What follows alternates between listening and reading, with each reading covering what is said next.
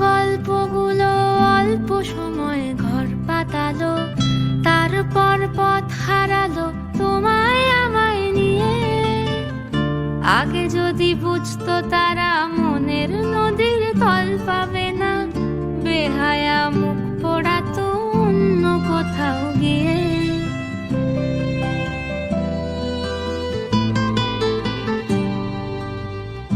আমাদের গল্পগুলো অল্প সময় ঘর পাতালো, তারপর পথ হারালো তোমায় আমায় নিয়ে।